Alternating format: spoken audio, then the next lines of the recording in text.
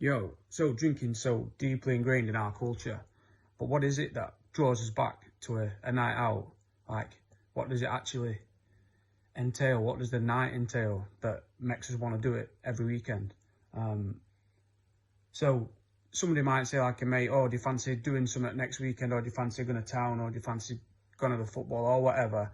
But generally, it revolves around drinking alcohol, yeah. So you'll get a bit of excitement because it's something to look forward to when they propose it, and then on the build up to it, you'll feel the excitement. And then, say the night comes and you all meet up at a pub.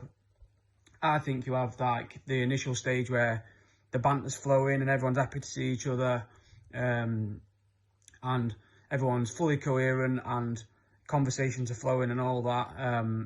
Then obviously the ale starts flowing, drinks start going down, and I think that you will get to like towards the merry stage, and that for me is probably the most enjoyable stage of drinking. So you can still talk and you can still have the banter and everything's still happy and good, but you're still in control to an extent of you and your feelings and how you are. But obviously after that, things start to get a bit wavy when the drinks start flowing, and depending on your tolerance, 4 or 5 drinks or whatever.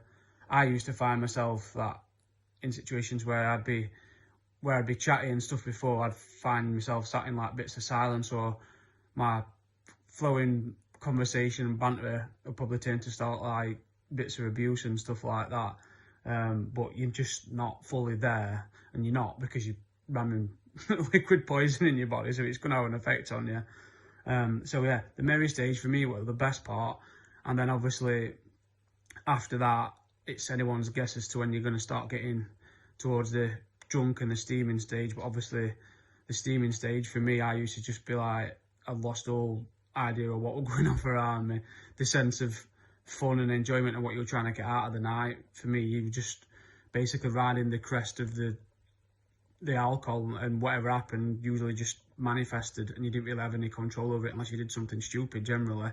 And then obviously following on from that, you've got the steaming stage where you're falling all over, you're being sick and really not there at all. And obviously I think that's a massive safety issue as well. But these are like the stages that we go through on the night out, and I think if anyone has a go at stopping drinking and you go to a pub and observe these stages when you're sober, you'll see it, and it's like, whoa, what the is happening here?